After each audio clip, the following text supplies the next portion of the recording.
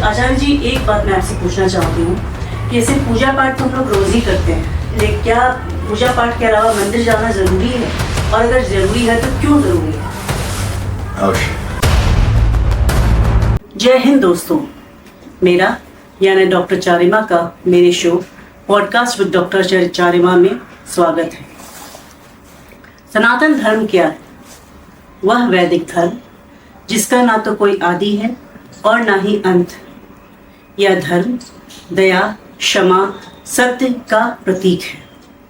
जैसा कि आप सब जानते हैं, सनातन धर्म में 4 वेद हैं, और अगर हम वेदांत दर्शन की बात करें तो ये वेदों के अंत पर आधारित है।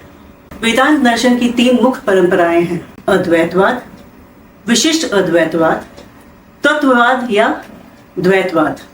आदि शंकराचार्य अद्वैतवाद को मानने वाले थे, रामानुजाचार्य विशिष्ट अद्वैतवाद को मानने वाले थे, और माधवाचार्य जी तत्ववाद या द्वैतवाद को मानने वाले थे। तो जो मेहमान आज हमारे बीच उपस्थित हैं वो माधवाचार्य जी की परंपराओं को आगे बढ़ाने में लगे हुए हैं। ये गया धाम के विष्णुपद मंदिर के निकट अपनी वैदिक पाठशाला चलाते हैं और कितने ही गरीबों का उत्थान करते हैं। इन्होंने सनातन धर्म को वर्ल्ड पीस कमेटी में भी रिप्रेजेंट किया है। 20 सालों से ये अपनी वैदिक पाठशाला चलाते हैं। बोध गया में होने वाले बुद्ध महोत्सव में भी उन्होंने सनातन धर्म को रिप्रेजेंट किया है। ये हिंदू युवा शक्ति के स्पोक्स पर्सन भी है, यानी कि इनकी उपलब्धियां अनगिनत हैं। तो आइए स्वागत करते हैं हमारे अति विशिष्ट अतिथि पंडित राज आचार्य जी का, जिनके संपर्क मात्र में आने से ही किसी का भी ज्ञान वर्धन हो जाता है। राजाचार्य जी, आपका स्वागत है हमारे शो पॉडकास्ट विद डॉक्टर चारिमा में। हमें आपसे मिलकर बड़ी खुशी हुई। बहुत बहुत धन्यवाद। आपको कैसा लग रहा है? गया क्षेत्र में एक ये इससे पूर्व तो इस तरह के पॉडकास्ट इत्यादि तो नहीं हुए जी, लेकिन ये प्रथम बारी ये गया तीर्थ क्षेत्र में डॉक्टर अशोक जी के द्वारा, डॉक्टर चारिमा जी के द्वारा इस तरीके का एक शुरुआत होना, एक पहल होना बहुत ही उम्दा, बहुत ही सुंदर बात है। और भविष्य में अनेकों ऐसे जो अलग अलग क्षेत्रों में अपने कार्यों को उन्होंने आगे बढ़ाया है, उन्हें इस पॉडकास्ट की मदद से सभी लोग समझ पाएंगे, देख पाएंगे जी। तो आप जैसा जानते हैं कि पॉडकास्ट में थोड़े बहुत सवाल जवाब किए जाते हैं, तो हम भी आपसे कुछ प्रश्न पूछेंगे। अवश्य। तो आपको उनका जवाब देना है। तैयार हैं? बिल्कुल, पूर्ण रूप से। तो हम शुरू करें? अवश्य। ठीक है, आप आज्ञा देते हैं? जी। ठीक है। तो मेरा पहला सवाल है कि आप तो मूलतः कर्नाटक के हैं जी, किंतु गया आपकी कर्मस्थली बन गई है, तो ऐसा कैसे संभव हुआ? पूर्व के समय में लगभग अभी से एक 48 साल या 50 वर्ष पूर्व जी। हमारे पिताश्री स्वामी श्री मंत्रालय रामाचार्य जी यहाँ पर आए थे गया तीर्थ, अपने पूर्वजों के पिंडदान हेतु, श्राद्ध हेतु। तो उन्हें ये तीर्थ क्षेत्र बड़ा पुण्यदायक लगा। अच्छा। तो उनका फिर इच्छा नहीं किया कि वो वापस लौटे, और वो फिर उस समय से यहीं रह गए। और उस समय काफी कठिनाई भी थी, और अलग अलग वातावरण में अलग अलग तरीके से रहना थोड़ा कष्टदायक होता है, लेकिन फिर भी समय एक अनुकूल बीता परिस्थितियों को देखते हुए। और हमारे पिताश्री का विवाह इत्यादि यही काशी गया क्षेत्र में ही हुआ, और हम लोग का जन्म भी फिर यहीं पे हुआ, गया तीर्थ में ही। तो फिर आपकी जो शिक्षा है वो गया से ही पूर्ण हुई या फिर कहीं और? बाल्यकाल में ही जब यज्ञोपवीत संस्कार हो गया हमारा, तो हमारे पिताश्री कर्नाटक में पूर्ण प्रज्ञा विद्यापीठ एवं श्री गुरु सार्वभौम संस्कृत विद्यापीठ में उन्होंने हमारा दाखिला करवाया जी। और वहाँ पर स्वामी जी के द्वारा वेद पाठ, शास्त्र पाठ, साहित्य के पाठ इत्यादि हमारी पढ़ाई, शिक्षा दीक्षा आदि वहीं से हुई। अंग्रेजी माध्यम से भी हमने गया के कुछ सरकारी स्कूल में भी वो अध्ययन किया, और संस्कृत से हमने साहित्य सब्जेक्ट से हमने एमए किया है और वेद कर्मकांड ज्योतिष इत्यादि का सभी अध्ययन भारत के विभिन्न क्षेत्रों से हमें प्राप्त हुआ। बहुत अच्छे जी। आप काफी विद्वान हैं। तो जैसे आपके पिताजी आपकी ही तरह प्रकांड विद्वान हैं, तो उनके बारे में भी हमें कुछ प्लीज बताइए। वो हमारी तरह प्रकांड विद्वान नहीं, अपितु मुझे उनके द्वारा ही शिक्षा दीक्षा इत्यादि मिली और उन्होंने ही मेरे जीवन में सभी उनका मार्गदर्शन में ही मेरा जीवन बीता है। अच्छा। तो हमारे पिताश्री स्वामी श्री मंत्रालय रामाचार्य वर्तमान में अभी बेंगलुरु में उनके द्वारा बनाए हुए आश्रम में उनका रहना अधिकतर वहाँ पे होता है और भारतवर्ष में अलग अलग क्षेत्रों में निरंतर उनके प्रवचन पाठ इत्यादि चलते रहते हैं, क्योंकि मूलतः हमारे पिताश्री कर्नाटक में मंत्रालय नामक तीर्थ क्षेत्र से आते हैं, जो कि गुरु सार्वभौम श्री राघवेंद्र स्वामी जी का वो वृंदावन स्थल है और वहीं से उनका अभी अध्ययन हुआ और उनका ज्यादातर समय वहीं पाठ प्रवचन इत्यादि में और अनेक सत्संगों में भक्तों के बीच गुजरता है। और वर्तमान में श्री राघवेंद्र स्वामी मठ के पीठाधिपति श्री सुबुधेंद्र तीर्थ स्वामी जी महाराज, जिनका अनुग्रह आशीर्वाद हमारे पिताजी में हम पे संपूर्ण रूप में है और उन्हीं के आशीर्वाद स्वरूप से हम लोग जो है इस समस्त भारतवर्ष में वेद विज्ञान सनातन इत्यादि का प्रचार प्रसार करते आ रहे हैं। तो हमारे पिताश्री जो कि 50 वर्ष पूर्व जब गया जी आए थे जी जी, तो उन्होंने ही मंत्रालय वैदिक पाठशाला नामक एक पाठशाला उन्होंने बनाया और वो पाठशाला निरंतर रूप में चलती आ रही और हजारों विद्यार्थी वहां से तैयार होकर के देश विदेश के सुदूर अलग अलग क्षेत्रों में सनातन धर्म का प्रचार प्रसार इत्यादि निरंतर रूप में करते आ रहे हैं। और अभी वर्तमान में भी हमारे पाठशाला में एक 70-80 विद्यार्थी निरंतर रूप में पढ़ते हैं और अध्ययन करते हैं। 2-3 साल का एक कोर्स होता है। जो विशेष रूप में अध्ययन करना चाहते हैं वो कर्नाटक में मंत्रालय श्री श्री सुबुधेंद्र तीर्थ स्वामी महाराज के सन्निधि में वहाँ अध्ययन प्राप्त करते हैं। तो राजाचार्य जी, आप भी एक शिक्षक हैं, तो एक शिक्षक के रूप में आप एक विद्यार्थी को अपने नित्य आचरण में क्या करना चाहिए, इसके लिए आप क्या कहेंगे? सर्वप्रथम विद्यार्थियों में एक उचित रूप का संस्कार होना चाहिए जी। जो कि पहले उनके माता पिता देते हैं। माता पिता के बाद जो स्थान आता है वो गुरु का आता है। जी जी। तो गुरु विद्यार्थियों में एक उचित आचरण चाहता है। संध्या स्नानम जपश्चैव देवतानां च पूजनम वैश्वदेवम तथा तिष्ठ्यम षट्कर्माणि दिने दिने। नित्य ये 6 कर्म सभी को आचारवान बनाते हैं, उन्हें करना चाहिए। संध्या स्नान जप तप देवता पूजा वैश्वदेव और अतिथि सत्कार। तो विद्यार्थी जीवन में नित्य सूर्योदय से पूर्व स्नान इत्यादि करके संध्या वंदन इत्यादि करके माता पिता का देवताओं का दर्शन करके उनके चरण कृपा प्राप्त करके नित्य वैदिक अध्ययन करते हुए नित्य तिलक लगाना, यज्ञोपवीत संस्कार करना, यज्ञोपवीत धारण करना, शिखा को रखना, भारतीय वेशभूषा जो हमारी सनातन वेशभूषा है वैसे आचरण में रहना एक विद्यार्थी का लक्षण कहलाता है। और उनमें वो संस्कार जो है सर्वप्रथम माता पिता डालते हैं, फिर उसके बाद जब किसी गुरु की सन्निधि मिलती है तो गुरु उस संस्कार को बतलाते हैं। तो ऐसे आचरण जो है विद्यार्थियों में रहने चाहिए। तो इसी प्रवेश में ये पूछना चाहूंगी, परिवेश में, कि गुरु की क्या भूमिका है? जी, एक देवता जो है वो अपने भक्तों में अपने शिष्यों में वो देखते हैं कि ये कितना सही उचित संस्कार का पालन करता है, तो उसी के अनुकूल वो फल देते हैं। माता पिता अपने पुत्र को 15, 20, 25 वर्ष तक उचित पालन पोषण, घर, भोजन इत्यादि, पढ़ाई इत्यादि देते हैं। लेकिन जीवन में एकमात्र गुरु ही ऐसा होते हैं जो कि उचित मार्गदर्शन देते हैं जी।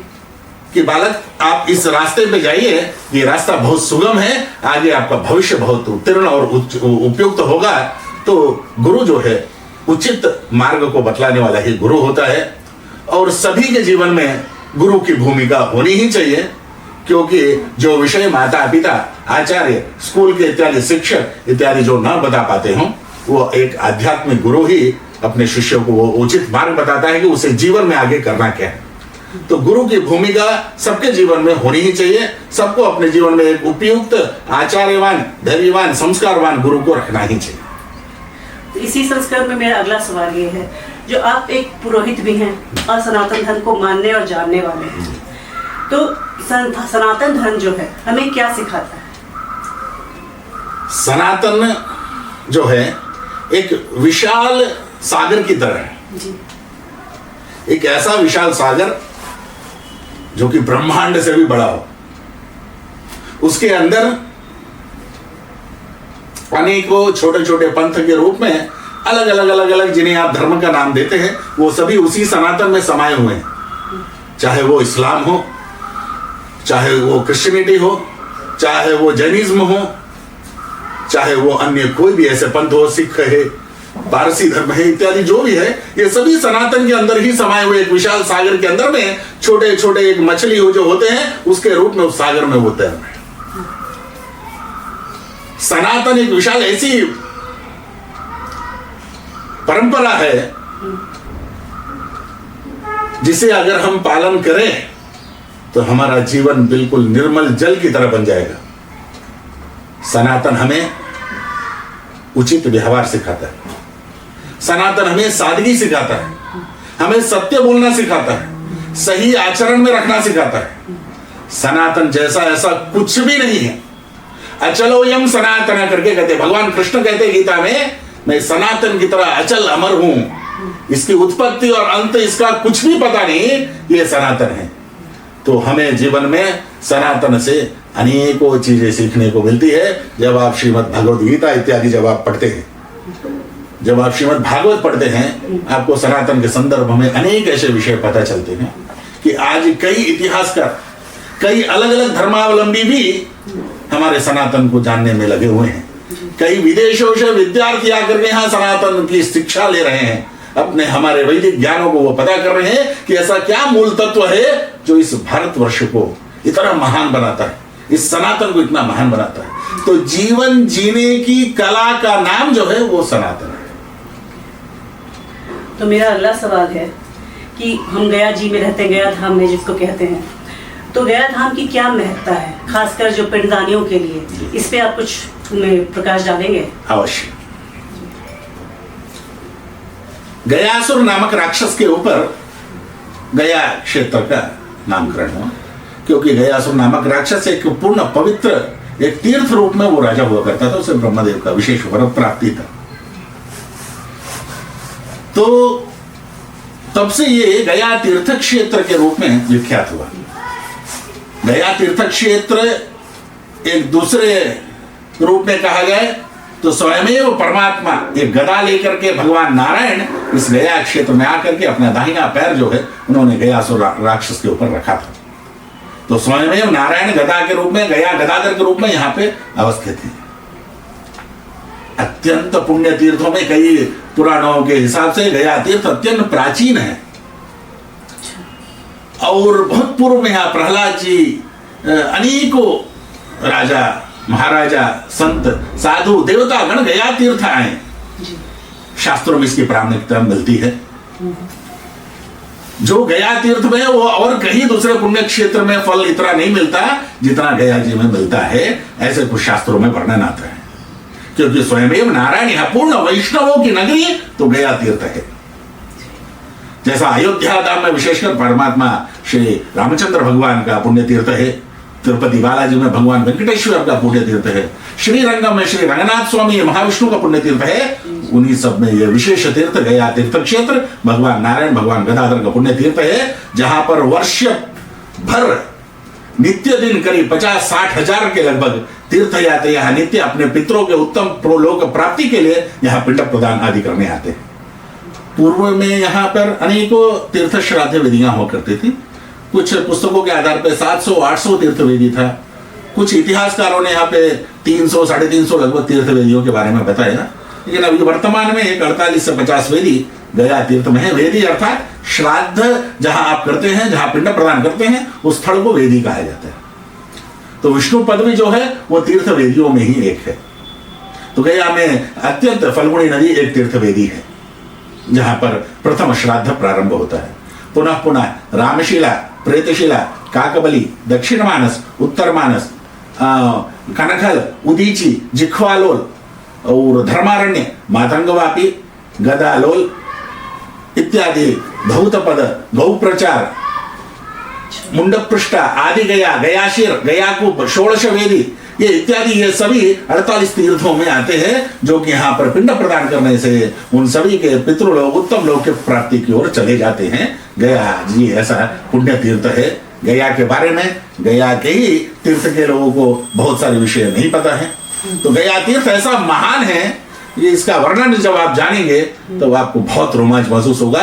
क्योंकि आजकल वर्तमान में लोग काशी को बाबा विश्वनाथ के नाम से बहुत जानते हैं, बहुत लोग वहां जाते हैं स्नान इत्यादि करने में, गंगा जी का स्नान करने के लिए। प्रयागराज जो कि भगवान वेणी महादेव का तीर्थ क्षेत्र है, संगम तीर्थ है, हनुमान जी का स्थली है करके लोग वहां पर विशेष कर जाते हैं। बद्री ब्रह्म कपाल में पिंड प्रदान करने हैं तो बद्रीनाथ का दर्शन करने तो बद्रीनाथ जाते हैं। केदारनाथ ज्योतिर्लिंगों में स्थित है क्योंकि वो केदारनाथ जाते हैं। इन सभी तीर्थों का विशेष फल गया जी में ही मिल जाता है कि वो सभी तीर्थ के जितने भी देवादिदेव है वो सभी गया तीर्थ में वास करते हैं। फल्गुनी स्वयं एक गंगा तीर्थ के समान है। गया जी में अत्यंत प्राचीन शिवलिंग है जिन्हें वृद्ध प्रपितामहेश्वर बोला जाता है। अच्छा। हाँ, पितामहेश्वर, पातालेश्वर, ऐसे कई प्राचीन, मार्कांडेश्वर, ऐसे कई प्राचीन शिवलिंग स्थित है। कितने लोगों को ये सब नहीं पता है? नहीं पता, नहीं पता है। और भाई समस्त भारत में 51 तीर्थ शक्तिपीठों में स्थित गया जी में विशेष शक्तिपीठ है जिसे भस्मकूट पर्वत पर मंगल गौरी नामक जाना जाता है। उसी के ठीक निकट पर गया जी में एक और स्थल है जहां पर लोग आत्मश्राद्ध करने आते हैं। यानी जीवित अवस्था में ही स्वयं के उद्धार के लिए किया जाने वाला जो कार्य है, पिंडदान है, उसे आत्मश्राद्ध यानी घट श्राद्ध कहते हैं। वो भी गया जी में ही मंगल गौरी तीर्थ के निकट ही भगवान जनार्दन के मंदिर में वहां पिंड प्रदान किया जाता है। जिसके पुत्र इत्यादि नहीं होते हैं, जिनके पुत्रियां ही होती हैं, जिनको स्वयं उद्धार करना है कि मेरा मरने के बाद कौन हमारे लिए उद्धार करेगा, वो जीवित अवस्था में ही गया जी श्राद्ध कर लेते हैं। ऐसा भी गया में प्राधानिकता है। स्वयं सीता देवी, रामदेव यहाँ पे आए थे। सीताकुंड नामक स्थल है। कृष्ण पंच पांडव के साथ आकर के यहाँ तीर्थ श्राद्ध इत्यादि किए थे। ऐसा धर्मारण्य करके बुद्ध विहार के निकट एक तीर्थ है यहाँ पर। यहाँ पे जैन मुनियों को, बुद्ध इत्यादि को इस पुण्य गया तीर्थ की पुण्य भूमि में उन्हें मोक्ष प्राप्ति हुई। इसका मतलब ये गया की धरती अत्यंत पुण्यमयी है। यहाँ अनेकों लोगों को यहाँ उद्धार होता है। यहाँ पर माता गया की ग्राम देवी जो है माता गयेश्वरी है। माता गयेश्वरी एक ऐसा तीर्थ है जहां पर जिनका विवाह नहीं हो पा रहा हो, कई बच्चों का, बालिकाओं का विवाह नहीं होता है, पुरुषों का विवाह नहीं होता है, वहां जा करके कुछ दिनों का अनुष्ठान करेंगे, शीघ्र विवाह हो जाता है। गया की ग्राम देवी प्रथम वही है।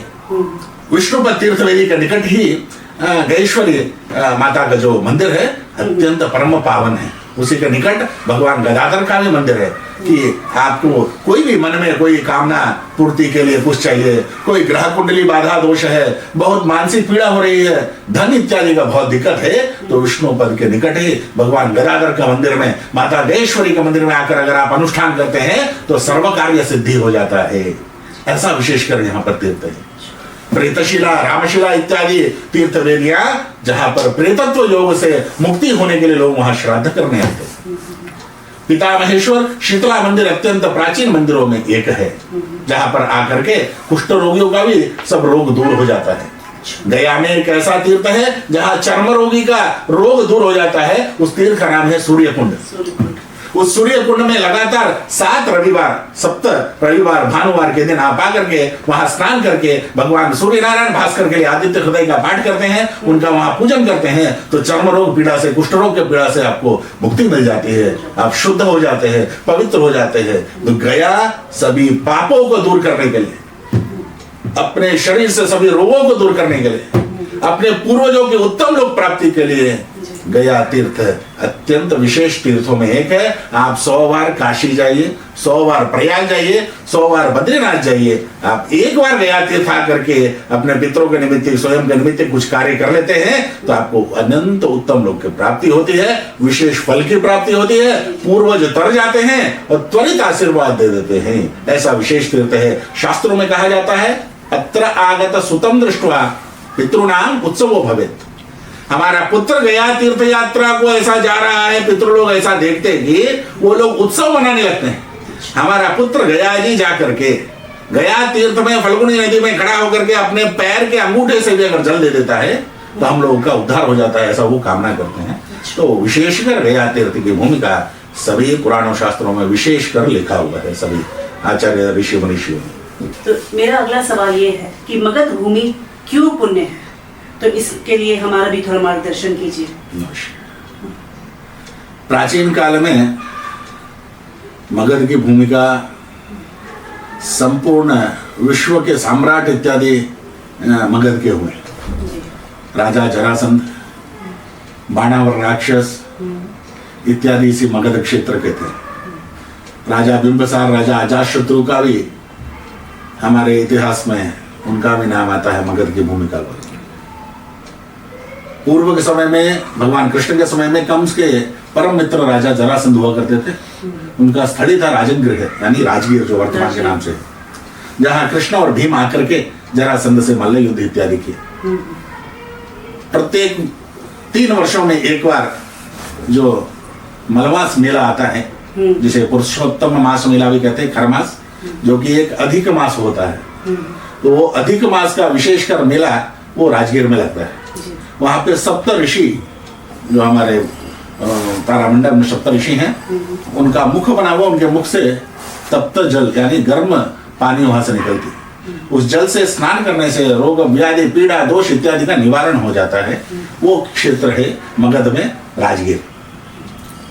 उसी के निकट में अत्यंत प्राचीन, लगभग 1100 ईस्वी के समय से पहले बहुत ही विशेष रूप में वो विश्वविद्यालय के नाम विश्व प्रख्यात था, जिसे नालंदा विश्वविद्यालय कहा जाता है। ये भी हमारे मगध क्षेत्र के अंतर्गत ही है, जो कि उस समय के मुगल शासक आकर के उसको ध्वंस करके चले गए, जहां पर 10,000 विद्यार्थी, 2,000 शिक्षक रहा करते थे। और मगध और हमारी भारत भूमि इतनी श्रेष्ठ पुण्य है कि उस समय फ्री एजुकेशन सिस्टम था, निःशुल्क विद्या दी जाती थी। देश विदेश इत्यादि के विद्यार्थी वहां अध्ययन करने के लिए आते थे। ऐसी विश्वविद्यालय तक्षशिला, विक्रमशिला, नालंदा विश्वविद्यालय इत्यादि हमारे भारत में, हमारे मगध क्षेत्र में ये नालंदा विश्वविद्यालय का काफी नाम। सीता देवी की स्थली यही मगध क्षेत्र रहा। गंडकी नदी, जो कि यहाँ आकर के गंगा के साथ समावित हो जाती है, हरिहर क्षेत्र उसे कहा जाता है, जो कि पाटना के निकट हाजीपुर क्षेत्र में है। वो भी वहां पर गजेंद्र मोक्ष हुआ था। गज और ग्रह यानी मगर और हाथी की कहानी का वो स्थल है, जहां पर हाथी का पांव जो है वो मगर गंडकी से पकड़ लेता है। वो हाथी भगवान नारायण का ध्यान करते हुए गजेंद्र मोक्ष स्तुति करता है। भगवान आकर के अपने चक्र से ग्राह यानी मगर को मार देते हैं और हाथी की रक्षा करते हैं। तो वो गजेंद्र मोक्ष, जो कि एक स्तोत्र पाठ है, जिसे आप नित्य पढ़ते हैं तो आपके घर में भय पीड़ा ज्वर दोष इत्यादि निवारण हो जाता है। इतना पावरफुल है। वो भी इस मगध क्षेत्र में ही। एक से एक राजा, एक से एक क्रांतिकारी और एक से एक हमारे भारत के तेजस्वी ओजस्वी लोग जो हुए वो इसी मगध की भूमि से। हमारे इस भारतवर्ष के प्रथम राष्ट्रपति भी इस मगध देश से हुए, बाबू राजेंद्र प्रसाद जी। ऐसे असंख्य इतिहासकार, ऐसे असंख्य कवि, ये सभी हमारे इसी मगध से निकले। ब्रह्मयोनि नामक पर्वत इसी मगध भूमि में, जहां भगवान रामचंद्र आए थे, ऐसा बोल रहे हैं। तो ऐसी मगध भूमि इतनी पावन भूमि है कि आपको अपने ऊपर गर्व करना चाहिए कि आपके पूर्वज इस मगध भूमि में जन्मे। आप इस मगध भूमि में जन्मे। मगध भूमि जैसा कोई भी पुण्य भूमि, हमारे बिहार जैसा कोई भी पुण्य भूमि पूरे भारत में आपको नहीं मिलेगा। इतना श्रेष्ठ भूमि है यह बिहार, यह मगध की धरा। तो इस मगध भूमि के ऊपर आप सभी को बहुत संतोष करना चाहिए कि आपका जन्म इस परम पावन मगध भूमि में हुआ।